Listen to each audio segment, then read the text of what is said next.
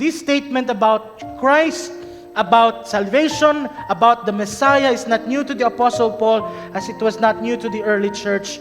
They had lived it, they died for it, they prayed for it, and they have made this as part of their worship service.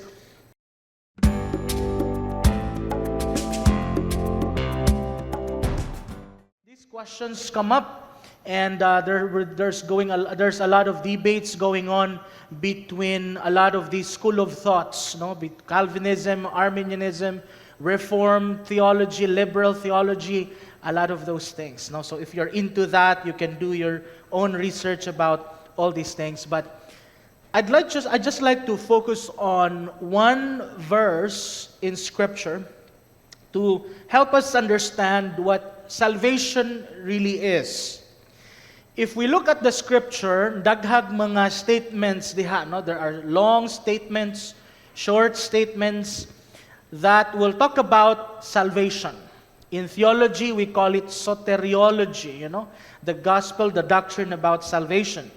And the Apostle Paul, the most prominent writer in the New Testament, who wrote much of the books there, mentions one particular verse in his letter to Timothy, in 1 Timothy chapter 1, verse 15, and this is what he says.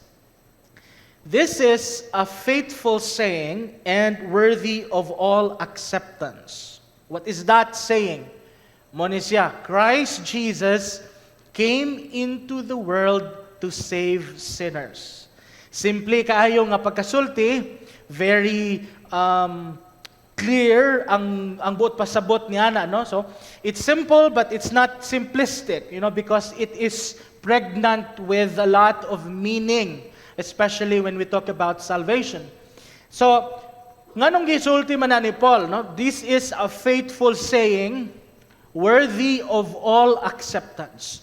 What Paul was saying was really trying to mean here is that the early church held this saying as a treasure. Ang mga magtotoo kaniadto bisan pa man sa panahon sa early church nituo o gidawat na nila ni nga pagtulunan nga kamatuoran that Jesus Christ really indeed came into the world to save sinners. So the Apostle Paul now in the New Testament time when he wrote this to Timothy was saying, I affirm this truth. Tinuod ni siya. Totoo ito. In fact, even the Holy Spirit preserved these sayings over the generations, and it stands true even before us today as the very heartbeat of our Christian life. Anaata dinhi karon, we are all here.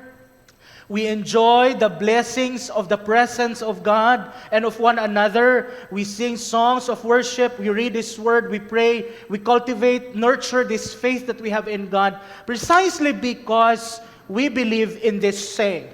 We believe in this truth that Jesus Christ came into our world to save us from our sins. So, what Paul was really trying to say here, friends, is that this is not just mere poetry or saying or just a quote. It is indeed a revelation from God. And this is where we anchor as a foundation of our faith. Christ came into the world to save sinners. Very clear ang mission, di ba? To save sinners. In other words, Jesus Christ did not come to just inspire us all, to just become a motivational speaker or leader that people will look up to Him. Or Jesus did not just come to inform and teach us about the kingdom of God, what heaven would look like and all. Jesus was clear about His mission when He came, and that is to save sinners.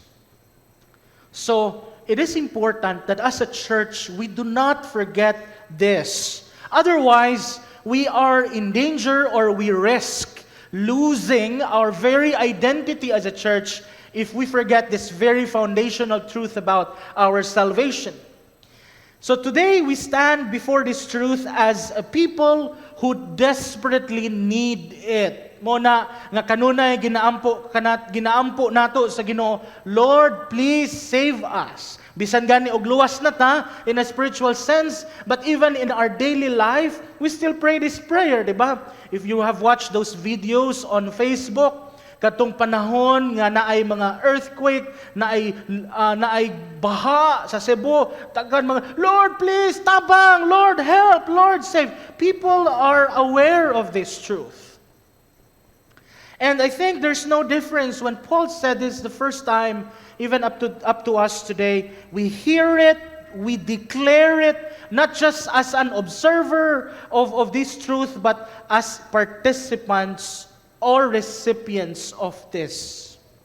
Now, there are a few reflections that I'd like to share with you all as we try to understand what this subject is all about. First of all, Jesus enters the world in humility to confront the illusions we build and to reveal the truth we need.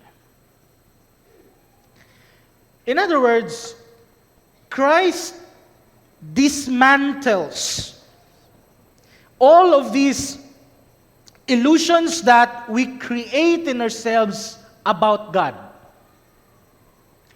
Christ's revelation of Himself in a bodily form dismantles all of these false narratives, false securities or identities that surround His being, His person. No, kay daghang mga tao, lahi ang ilahang image of God. Lahi ang ilang gusto nga i-portray nga image of God. So there's entirely a different thing between what you perceive to be who God is than what God reveals Himself to be true in the Word, in the Scripture. That's entirely different. And so, when Jesus Christ came and entered into our world, He dismantles all these false narratives, false perspectives about who He is. And His birth is not merely just a sentimental, beautiful scene in Bethlehem. Perhaps not like this, but so it's not just that sentimental scene that we looked at. It is actually a divine revelation of God. So if we are to have a correct image of who God is, look at Jesus. God steps into our world, into human frailty, to expose the emptiness of the self-image that we made among ourselves about who God is and about the kingdom of God. And when we looked at the manger, when we look at that scene in Bethlehem, it invites us into a deeper understanding of that reality, of what really happened that day.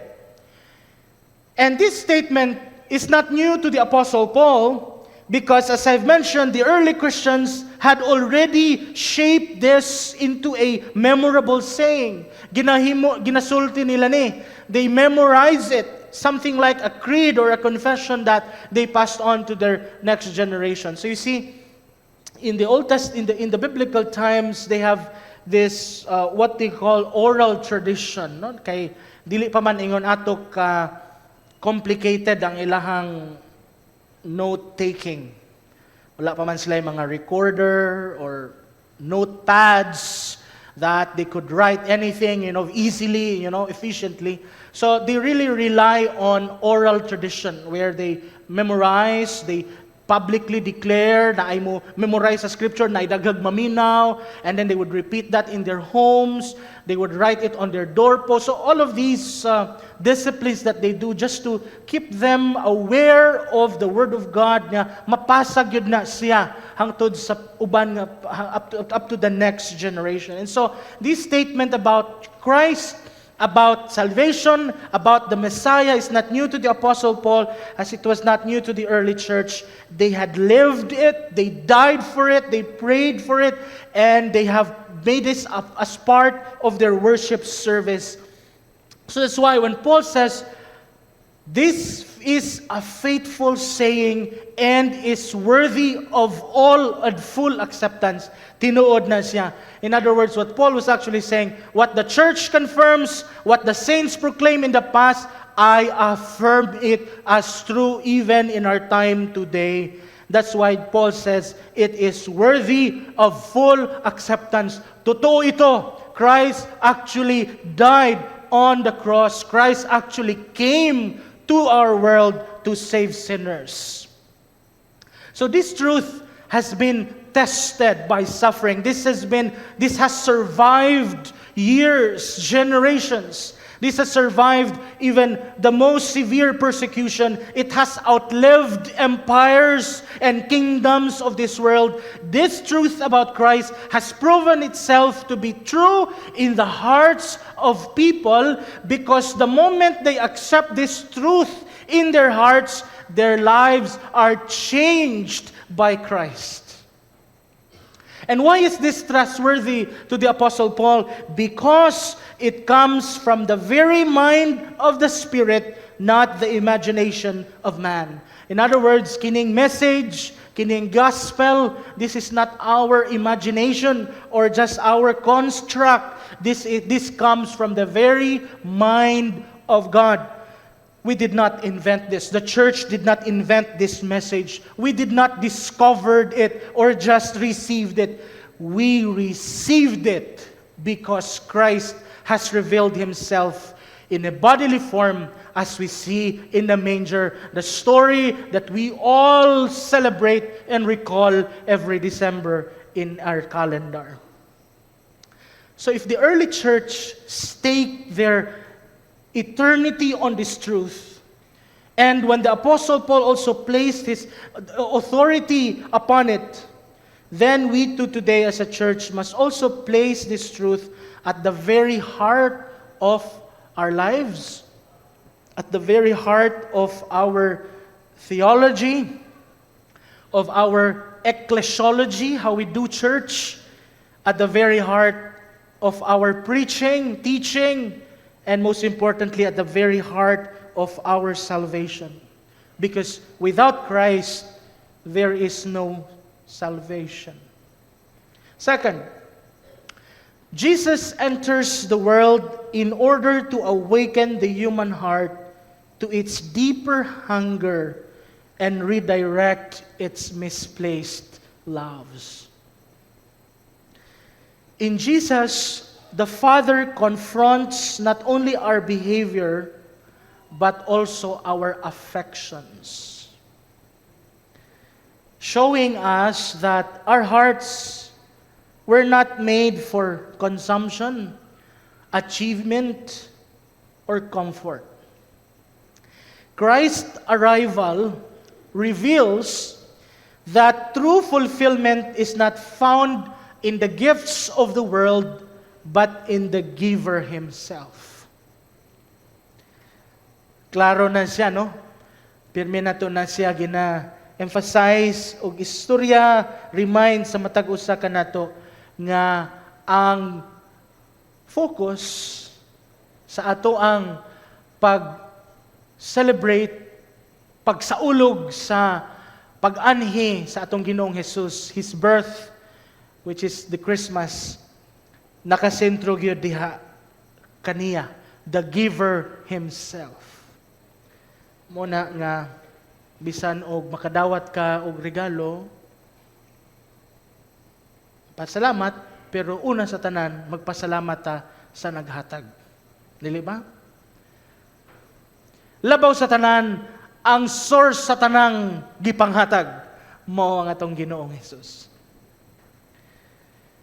One Bible scholar tells us that this phrase came into the world. Muna ang verse. Christ Jesus came into the world.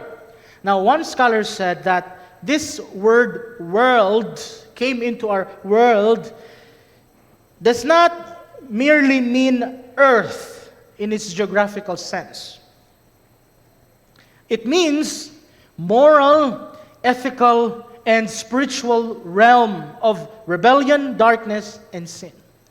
That's where Jesus Christ came into our world of brokenness, of sin and rebellion and death. Into that world, Jesus came. A world stained by guilt, by sin, blinded by deception, and dead in our trespasses. Muna ang atong situation. We were spiritually dead. That's why Jesus came into our world to revive us, to rescue us, to redeem us. And why did He come? Nganong nianhiman ang atong Ginoong Jesus? Well, nianhi siya, dili tungod kay na curious siya. Or He just came just out of sympathy, or that He was just doing some sort of experiment on what is to be done.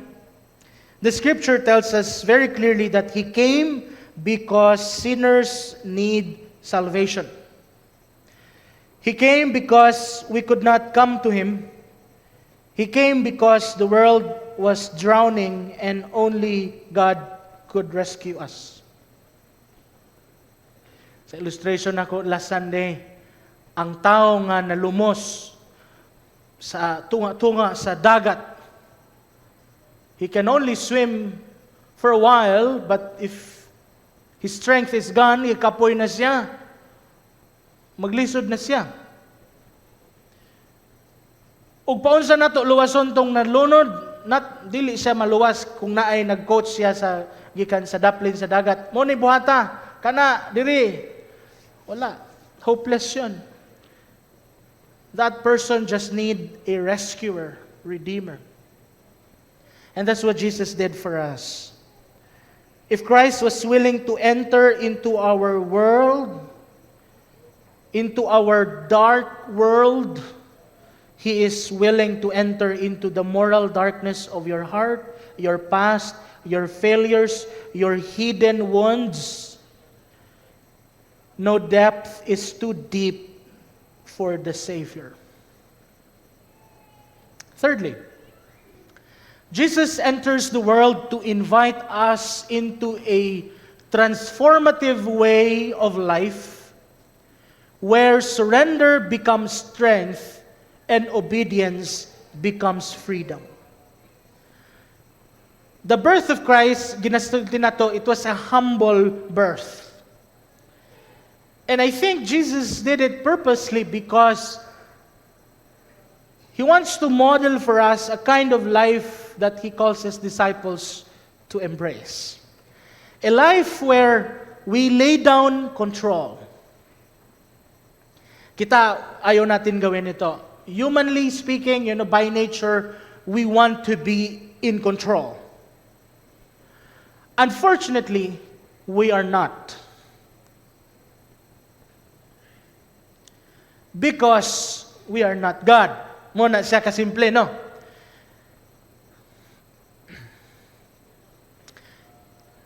We are never in control. God is God and we're not. So this is the kind of life that Christ invites us to embrace. To live a life where we lay down control. We trust the Father's will and allow His grace to reshape us. Just last night, we heard a news, and this is a prayer.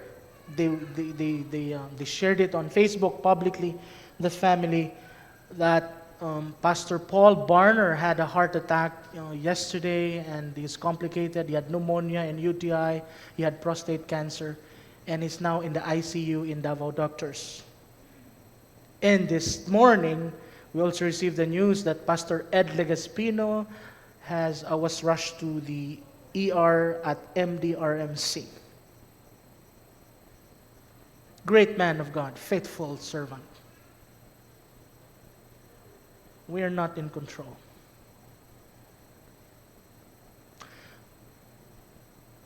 The doctors could only do so much, They could suppress, extend, but only Jesus can give us the real cure. Jesus offers us a new way of life. And let me warn you, this new way of life is not easy. Because this Christian life that Jesus calls us to live is radical. It always goes above and beyond what is expected of us. In fact, most of the time, it is even countercultural. It goes against our very own culture, our very own tradition. And Jesus Christ calls us to live above and beyond it, to live a kingdom life. And it's not easy. You've had to let go of control of your own life and surrender it to God. That's how we fully live according to His purpose. A path where our identity is reformed, our habits are sanctified, and our purpose is clarified through our daily surrender to Him.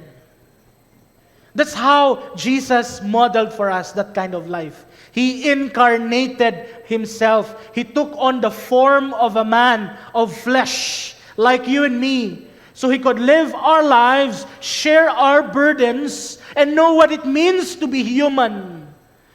And Jesus did it to give us a model of how we should also live our lives. The incarnation produces all these many beautiful results. There's teaching, there's healing, there's guidance, there's transformation, there's comfort. But that is only secondary mission of why Christ really came to the world. Mo na ginatawag nilang proximate cause.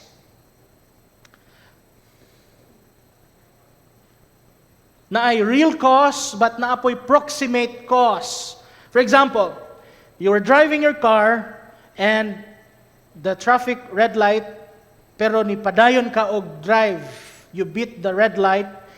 As a result, nabanggaan nimo tong nitabok na dito. Kay nag-red light na, so nag-go na ang pedestrian, nabanggaan nimo. The proximate cause is you hit a person. Nakabangga ka. But what is the real cause? The underlying cause of the proximate cause. You were drunk. That's why you did not see the red light. You just went right ahead. So the proximate cause of Jesus' incarnation, of His coming, is all these blessings that we have. We receive the blessing of teaching and healing and guidance and comfort and all these. But the real cause of why He really came was that because of our sin. Christ did not come because we just need enlightenment. Christ did not come because He just want to raise the moral tone or standard. He did not come just to show us and display to us who God is. Christ came because of sin. Christ came because of guilt, because of judgment. Christ came because no matter what we do, bisag unsa natong paringkamot, we could never reach God.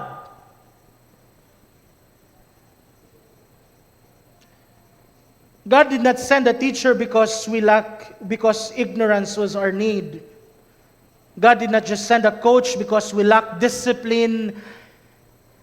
God did not send a reformer because we need social order. God sent a Savior because our problem was sin. And sin, friends, demands blood, demands righteousness, substitution, atonement, justification. And only Jesus could do that. Only Jesus could atone us for our sin. Only Jesus could justify us of our guilt and of our judgment. Only Jesus could do that. That's why He came. That is why when we celebrate Christmas, when we remember what Christ has done on the cross, please let us not reduce the message of salvation to just a commemoration. We have to look at the miracle and the mystery and the honor of Christ coming to us. Let's differentiate, for example, what we seek in Jesus versus why He actually came. Human beings have always approached Jesus with our own expectations, which were often shaped by our desires. Kung unsa tong gusto nato, unsa ang atong gikinahanglan, that's how we want to portray God. For example, the Gnostics sought enlightenment, so they fashioned Jesus into a revealer of hidden mysteries.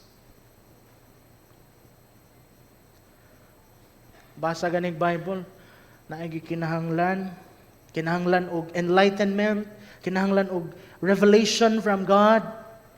Kuhag Bible. Pagpagon kay abog naman. Nya, Lord, istoryahe ko, abre. Asa ko muhunong mo na imuhang istorya. Anak na lang.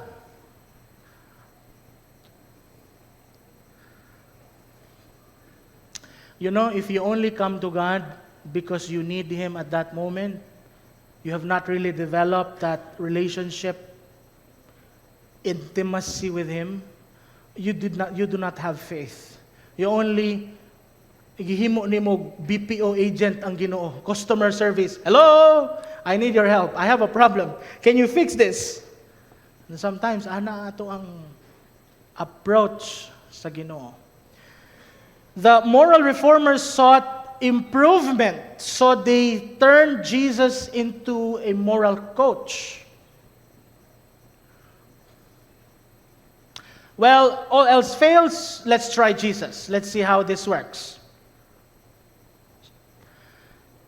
The revolutionaries sought political change, so they treated Jesus as a social liberator. That's how and what the Romans did. They expected Jesus to be their political leader who will fight for them, who will liberate them from the Roman Empire, and will give them the freedom that they need. The modern mind today seeks therapy.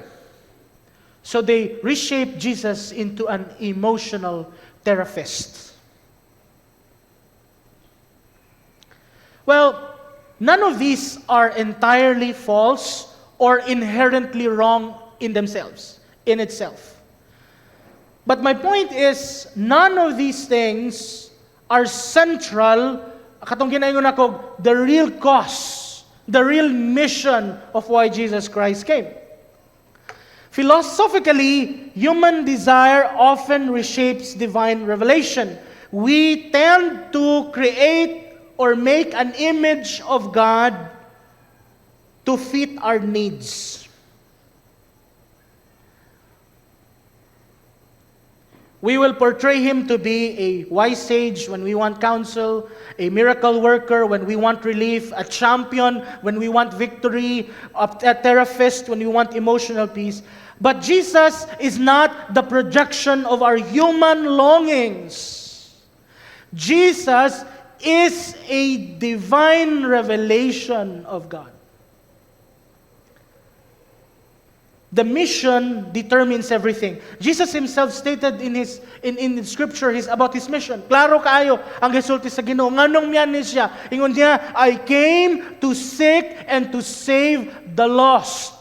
I came not to call the righteous, but the sinners. The Son of Man came to give His life as a ransom for many. Klaro kaayo ang gisulti sa Ginoo. Nganong mianhi siya? He did not come to create fans or fandom. He did not come to build a movement. He did not come to elevate our morality. He came to deal with the problem of sin and guilt and judgment. And so if we remove this mission of Jesus, what we have left is just religion without Christ. That is why here, let me be blunt about this. We do not just preach some, goody stuff. Like, You live the church and you feel good about it. We preach the real deal here. We preach what Christ has said in His Word, whether that be good for you or bad in a sense that you feel bad about it, but you know it's good for your soul. That's what Jesus Christ did. So we do not water down, we do not reduce this message just to accommodate how we feel about certain things. But we have to take the pill, we have to take this truth for our soul. Because sadly, many people just seek the gift and not the grace of God. People just come for Jesus for peace, anxiety, encouragement during their hardship, direction when they're confused, and they just want blessing and blessing and blessing and blessing in life. Well, I'm said, these are beautiful desires and they are not wrong, but let me also remind us that that is not the very heart of Christianity, and that is not the very reason why Jesus Christ came. He came to rescue us because we are spiritually dead, even if you are rich. We do not need a motivational Jesus. We need a mediating Jesus. We need a Savior. We do not need inspiration. We need atonement. So you see, human religion in the world would just say, climb upward, ascend, achieve, build for yourself a kingdom. But Christianity, the Bible says, no, God has already come so you could ascend. Do not come to Christ only for help, comfort, or inspiration. Come to Him because you need forgiveness, you need healing, you need freedom, and you need salvation. Lastly, Jesus enters the world to empower us to live as witnesses of His kingdom, embodying His light in a world still wrestling with darkness. Christ comes not only to redeem us, but to place His life within us so that we might become living testament of His grace to the world. Mo day ang rason. Giluwas kita sa Ginoo aron nga kita makahimo nga makadisplay, makashare sa himaya sa Ginoo, sa glory, sa grasya sa Ginoo ngadto sa uban. He forms a people who carry that light into our homes, into our workplace, into our community, into our world. As we know today, our world is marked by fear, fragmentation, darkness, despair, death, tanana. Pero kita, gitawag dayta sa Ginoo to be that light and salt in the world. Kaya ang kalibutan, puno na sa dili maayo. Asa naman diay ang mga Kristohanon nga mao ang gamiton sa Ginoo aron nga ipadayag ang kahayag kalinaw sa kinabuhi nga giandam sa Dios alang kanatong tanan. Paul does not say Christ came to show a way of salvation or to just help remove all these obstacles. He clearly says Christ came into the world to save sinners. So you see, salvation, our salvation, is not partly Christ and partly us, or partly grace and partly your effort or your good work, or partly divine and then partly human. No. Salvation is Christ's work from beginning to the end, from start to finish. It's all our work of God. You know what is our only contribution to this? Our sins.